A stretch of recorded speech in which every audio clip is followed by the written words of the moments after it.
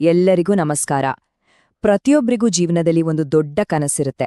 ಅದೇ ಸ್ವಂತಕ್ಕೊಂದು ಮನೆ ಕಟ್ಟಬೇಕು ಅನ್ನೋದು. ಇದು ವೆರೂ ಕಟ್ಟಡ ಅಲ್ಲ ಅಲ್ವಾ? ನಮ್ಮೆಷ್ಟೋ ವರ್ಷಗಳ ಕಷ್ಟದ ದುಡಿಮೆ, ನಮ್ಮ ಉಳಿತಾಯ, ನಮ್ಮ ಭಾವನೆಗಳು ಎಲ್ಲವೂ ಇದರಲ್ಲಿರುತ್ತೆ. ಒಂದು ರೀತಿ ಇದು ನಮ್ಮ ಜೀವನದ ಅತಿದೊಡ್ಡ ಇನ್ವೆಸ್ಟ್ಮೆಂಟ್ ಅಂತಾನೆ ಹೇಳ್ಬೋದು. ಹೌದು, ಈ ಒಂದು ಕನಸನ್ನ ನನಸು ಮಾಡೋಕೆ ಎಷ್ಟೆಲ್ಲ ಕಷ್ಟಪಡ್ತಾರೆ ಜನ. ತಮ್ಮ ಲೈಫ್ ಟೈಮ್ ಸೇವಿಂಗ್ಸ್ ಆಗ್ತಾರೆ, ದೊಡ್ಡ ಲೋನ್ ಮಾಡ್ತಾರೆ. ನಮ್ಗಂತ ಒಂದು ಸೂರ್ ಬೇಕೇ ಬೇಕು ಅನ್ನೋ ಒಂದೇ ಒಂದು ಆಸೆಗೋಸ್ಕರ ಎಲ್ಲವನ್ನೂ ಪಣಕ್ಕಿಡ್ತಾರೆ. ಆದ್ರೆ ಇಲ್ಲಿ ಒಂದು ಬೇಜಾರಿನ ಸಂಗತಿ ಇದೆ. ಅಷ್ಟೆಲ್ಲ ಕಷ್ಟಪಟ್ಟು ಕಟ್ಟೋ ಮನೆಯಲ್ಲಿ ನಾವು ಗೊತ್ತಿದ್ದು ಗೊತ್ತಿಲ್ದೇನೋ ಮಾಡುವ ಕೆಲವು ಸಣ್ಣ ಪುಟ್ಟ ತಪ್ಪುಗಳು ನಮ್ಮ ಕನಸನ್ನೇ ಹಾಳ್ಮಾಡ್ಬಿಡ್ಬೋದು. ದಿನಾ ತಲೆನೋವು, ಟೆನ್ಷನ್, ದುಡ್ಡು ಖರ್ಚು ಹೀಗೆ. ಹಾಗಿದ್ರೆ ಆ ತಪ್ಪುಗಳು ಯಾವುವು? ಅದನ್ನ ಹೇಗೆ ಸರಿ ಮಾಡ್ಕೋಬಹುದು? ಬನ್ನಿ ಒಂದೊಂದಾಗಿ ನೋಡೋಣ. ಮೊದಲನೇ ತಪ್ಪು, ಸೈಟ್ ತಗೋಬೇಕಾದ್ರೆ ನಾವು ಏನೆಲ್ಲ ನೋಡ್ತೀವಿ? ಜಾಗ ಚೆನ್ನಾಗಿದ್ಯಾ, ಯಾವ ದಿಕ್ಕಿಗೆಲೆ, ರೋಡಿದ್ಯಾ ಅಂತೆಲ್ಲ ನೋಡ್ತೀವಿ. ಆದ್ರೆ ತುಂಬಾ ಜನ ಮಿಸ್ ಮಾಡೋ ಒಂದು ಇಂಪಾರ್ಟೆಂಟ್ ವಿಷಯ ಅಂದ್ರೆ ಆ ಜಾಗದ ಇಳಿಜಾರು ಹೇಗಿದೆ ಅನ್ನೋದು. ಒಂದು ಕ್ಷಣ ಯೋಚನೆ ಮಾಡಿ. ನೋಡೋಕೆ ತುಂಬಾನೇ ಚೆನ್ನಾಗಿರೋ ಸೈಟ್ ಒಂದೇ ಒಂದು ಮಳೆಗೆ ನರಕ ಆಗ್ಬಿಟ್ರೆ? ಮಳೆ ಬಂದಾಗೆಲ್ಲ ನೀರು ನೇರವಾಗಿ ಮನೆ ಒಳಗೆ ಬರೋದು, ಕಾಂಪೌಂಡ್ ಗೋಡೆಗಳು ವೀಕ್ ಆಗೋದು, ಬೇಸ್ಮೆಂಟ್ ಪೂರ್ತಿ ಒದ್ದೆ. ಇಷ್ಟೇ ಅಲ್ಲ, ಅಲ್ಲಲ್ಲಿ ನೀರು ನಿಂತು ಸೊಳ್ಳೆಗಳ ಕಾಟ ಬೇರೆ. ಅಬ್ಬಾ, ನೆನ್ಸ್ಕೊಂಡ್ರೇನೆ ಬೇಜಾರಾಗುತ್ತೆ ಅಲ್ಲ? ಹಾಗಾದ್ರೆ ಇದಕ್ಕೆ ಪರಿಹಾರ ಏನು? ಸಿಂಪಲ್.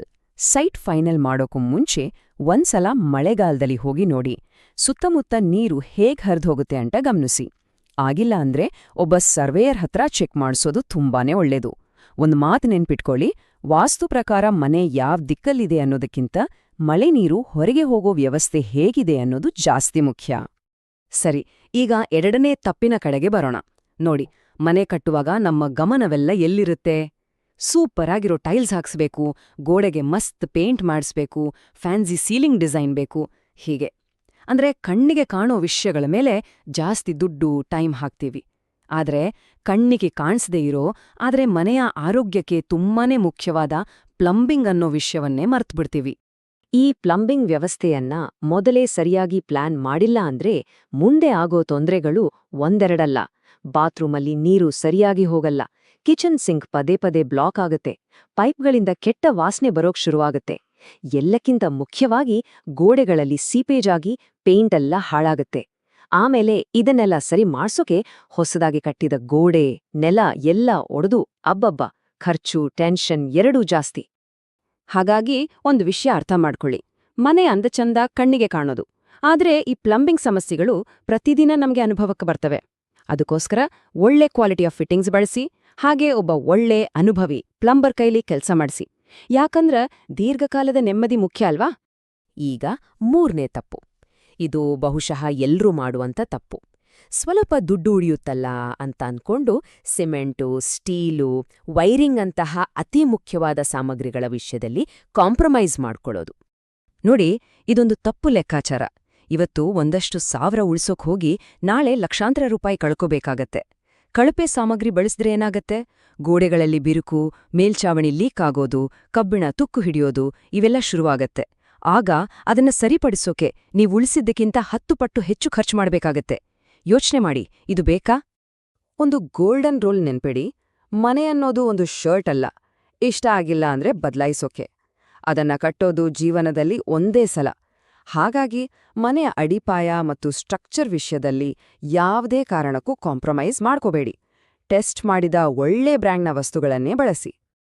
ನಾಲ್ಕನೇ ತಪ್ಪು. ಇತ್ತೀಚೆಗೆ ಇದೊಂದು ಟ್ರೆಂಡ್ ಆಗಿದೆ. ಫೇಸ್ಬುಕ್, ಇನ್ಸ್ಟಾಗ್ರಾಮ್ನಲ್ಲಿ ನೋಡಿದ ಯಾವುದೋ ಮನೆಯ ಡಿಸೈನ್ ಇಷ್ಟ ಆಯ್ತು ಅಂತ ಅದನ್ನೇ ಕಾಪಿ ಮಾಡ್ಬಿಡೋದು. ಹೌದು, ಆ ಮನೆಗಳು ಹೊರಗಡೆನಿಂದ ನೋಡೋಕೆ ಸಖತ್ತಾಗಿ ಕಾಣ್ಬೋದು, ಆದ್ರೆ ಒಳಗಡೆ ವಾಸ ಮಾಡೋಕೆ ಅಷ್ಟೇ ಕಷ್ಟ ಆಗ್ಬೋದು. ಹೊರಗಡೆ ಭವ್ಯವಾದ ಎಲಿವೇಶನ್, ಆದ್ರೆ ಒಳಗಡೆ ಒಂದು ರೀತಿ ಜೈಲಿನ ಹಾಗೆ ಫೀಲ್ ಆಗತ್ತೆ. ಯಾಕೆ? ಸರಿಯಾಗಿ ಗಾಳಿ, ಬೆಳಕು ಬರೋಕೆ ಕಿಟಕಿಗಳೇ ಇರಲ್ಲ. ಹಗಲ್ ಹೊತ್ತಲ್ಲೂ ಲೈಟ್ ಹಾಕೊಂಡೇ ಇರ್ಬೇಕು. ಇದರಿಂದೇನಾಗತ್ತೆ? ಕರೆಂಟ್ ಬಿಲ್ ಜಾಸ್ತಿ ಆಗತ್ತೆ, ಮನೆಯಲ್ಲಿ ಸೆಕೆ ಹೆಚ್ಚಾಗತ್ತೆ, ಮನಸ್ಸಿಗೂ ಒಂಥರ ಡಲ್ ಅನ್ಸುತ್ತೆ. ನೆನ್ಪಿಡಿ, ಮನೆ ಕಟ್ಟೋದು ಫೋಟೋ ತಗೊಳೋಕಲ್ಲ, ಖುಷಿಯಾಗಿ ಬದುಕೋಕೆ. ಹಾಗಿದ್ರೆ ಇದಕ್ಕೆ ಪರಿಹಾರ ಏನು? ತುಂಬಾ ಸಿಂಪಲ್. ಒಂದು ಮನೆಗೆ ಅಂದ ಕೊಡೋದು ದುಬಾರಿ ಮಾರ್ಬಲ್ ಅಲ್ಲ, ಬದಲಾಗಿ ನೈಸರ್ಗಿಕ ಬೆಳಕು ಮತ್ತು ತಾಜಾ ಗಾಳಿ. ಮನೆಯ ಉತ್ತರ ಮತ್ತು ಪೂರ್ವ ದಿಕ್ಕುಗಳಲ್ಲಿ ಆದಷ್ಟು ದೊಡ್ಡ ಕಿಟಕಿಗಳನ್ನು ಇಡಿ. ಮನೆಯೊಳಗೆ ಗಾಳಿಯು ಸರಾಗವಾಗಿ ಓಡಾಡುವಂತೆ ಅಂದ್ರೆ ಕ್ರಾಸ್ ವೆಂಟಿಲೇಷನ್ ಇರುವ ಹಾಗೆ ನೋಡ್ಕೊಳ್ಳಿ. ಆರೋಗ್ಯಕರ ಮತ್ತು ಸಂತೋಷದ ಜೀವನಕ್ಕೆ ಇದಕ್ಕಿಂತ ಇನ್ನೇನು ಬೇಕು? ಸರಿ, ಈಗ 5ನೇ ಮತ್ತು ಅತಿ ಡೇಂಜರಸ್ ತಪ್ಪಿನ ಬಗ್ಗೆ ಮಾತಾಡೋಣ. ಅದೇ ಯಾವುದೇ ಬಜೆಟ್ ಪ್ಲಾನ್ ಇಲ್ದೆ ಕೆಲ್ಸ ಶುರು ಮಾಡೋದು. ಮೊದಲು ಅಡಿಪಾಯ ಹಾಕೋಣ ಬಿಡು, ಮಿಕ್ಕಿದ ಆಮೇಲೆ ನೋಡಿದ್ರಾಯ್ತು ಅನ್ನೋ ಒಂದು ಯೋಚನೆ ಇದೆಯಲ್ಲ, ಅದು ನಿಮ್ಮ ಕನಸಿನ ಮನೆಗೆ ದೊಡ್ಡ ಅಡ್ಡಿಯಾಗಬಹುದು. ಸರಿಯಾದ ಪ್ಲಾನಿಂಗ್ ಇಲ್ಲದೆ ಹೋದ್ರೆ ಏನಾಗುತ್ತೆ? ಕೆಲ್ಸ ಅರ್ಧಕ್ಕೆ ನಿಲ್ಲುತ್ತೆ, ಸಾಮಗ್ರಿಗಳ ಬೆಲೆ ಜಾಸ್ತಿಯಾಗುತ್ತೆ, ಕೈಯಲ್ಲಿ ದುಡ್ಡು ಖಾಲಿಯಾಗಿ ಟೆನ್ಷನ್ ಶುರುವಾಗುತ್ತೆ. ಇದನ್ನೆಲ್ಲ ತಪ್ಪಿಸೋಕೆ ಒಂದ್ ಸಿಂಪಲ್ ಬಜೆಟ್ ಪ್ಲಾನ್ ಮಾಡ್ಕೊಂಡ್ರೆ ಸಾಕು. ಮೊದಲು ಒಟ್ಟು ಎಷ್ಟು ಖರ್ಚಾಗಬಹುದು ಅಂತ ಒಂದು ಅಂದಾಜು ಮಾಡಿ. ಆಮೇಲೆ ಅನಿರೀಕ್ಷಿತ ಖರ್ಚುಗಳಿಗಾಗಿ ಒಂದು 15% ಎಕ್ಸ್ಟ್ರಾ ಹಣವನ್ನ ಬಫರ್ ಆಗಿ ಇಡಿ. ಹಾಗೆ ಯಾವ ಹಂತದಲ್ಲಿ ಎಷ್ಟು ದುಡ್ಡು ಬೇಕಾಗುತ್ತೆ ಅಂತ ಒಂದು ಪ್ಲಾನ್ ಮಾಡ್ಕೊಳ್ಳಿ. ಇದು ಬೇಕೇ ಬೇಕು, ಇದು ಐಷಾರಾಮಿ ಅಂತ ಒಂದು ಲಿಸ್ಟ್ ಮಾಡ್ಕೊಂಡ್ರೆ ಟೆನ್ಷನ್ ಇಲ್ದೆ ಮನೆ ಕಟ್ಟಿ ಮುಗಿಸ್ಬೋದು. ಕೊನೆಗೆ ಇನ್ನೊಂದು ಬೋನಸ್ ಪಾಯಿಂಟ್. ಎಲ್ಲರೂ ಕೇಳೋ ಒಂದು ಸಾಮಾನ್ಯ ಪ್ರಶ್ನೆ: ಮನೆ ಕಟ್ಟುವಾಗ ವಾಸ್ತು ನೋಡ್ಬೇಕಾ ಬೇಡ್ವಾ? ಈ ವಿಷಯದಲ್ಲಿ ಒಂದು ಬ್ಯಾಲೆನ್ಸ್ಡ್ ಅಪ್ರೋಚ್ ಇಟ್ಕೊಳ್ಳೋದು ತುಂಬಾನೇ ಮುಖ್ಯ. ನೋಡಿ, ವಾಸ್ತು ಅನ್ನೋದು ನಮ್ಮ ಹಿರಿಯರು ಮಾಡಿದ ಒಂದು ಸಾಂಪ್ರದಾಯಿಕ ಪ್ಲಾನಿಂಗ್ ಸಿಸ್ಟಮ್. ಅದನ್ನ ಫಾಲೋ ಮಾಡೋದು ತಪ್ಪಲ್ಲ, ಆದ್ರೆ ವಾಸ್ತು ಜೊತೆಗೆ ಲಾಜಿಕ್ ಕೂಡ ಬೇಕು. ಅಂದ್ರೆ ಮನೆಗೆ ಸೂರ್ಯನ ಬೆಳಕು ಚೆನ್ನಾಗಿ ಬರಬೇಕು, ಗಾಳಿ ಆಡಬೇಕು ಮತ್ತು ವಾಸ ಮಾಡಲು ಪ್ರಾಕ್ಟಿಕಲ್ ಆಗಿ ಅನುಕೂಲಕರವಾಗಿರಬೇಕು. ವಾಸ್ತು ಹೆಸರಲ್ಲಿ ಈ ಮೂಲಭೂತ ಅವಶ್ಯಕತೆಗಳನ್ನ ಕಡೆಗಣಿಸಬಾರ್ದು. ಒಂದು ಒಳ್ಳೆ ಮನೆ ಅಂದ್ರೆ ವಾಸ್ತು ಮತ್ತು ವಾಸ್ತವ ಎರಡರ ಸಮ್ಮಿಶ್ರಣ. ಒಂದು ಮಾತು ನೆನ್ಪಿರ್ಲಿ, ನಾವು ಮನೆ ಕಟ್ಟೋದು ಜೀವನದಲ್ಲಿ ಒಂದೇ ಸಲ, ಆದ್ರೆ ಅಲ್ಲಿ ಮಾಡೋ ಒಂದು ಸಣ್ಣ ತಪ್ಪಿನ ನೋವನ್ನ ಪ್ರತಿದಿನ ಅನುಭವಿಸ್ಬೇಕಾಗತ್ತೆ. ಹಾಗಾಗಿ ಈ ವಿಷಯದಲ್ಲಿ ಎಷ್ಟು ಹುಷಾರಾಗಿದ್ರೂ ಸಾಲದು. ನೋಡಿ, ನಿಮ್ಮ ಕನಸಿನ ಮನೆಯನ್ನ ಸರಿಯಾಗಿ ಕಟ್ಟೋಕೆ ನಿಮ್ಗೆ ಒಂದೇ ಒಂದು ಅವಕಾಶ ಸಿಗೋದು. ಅದಕ್ಕೆ ನೀವು ರೆಡಿ ಇದ್ದೀರಾ?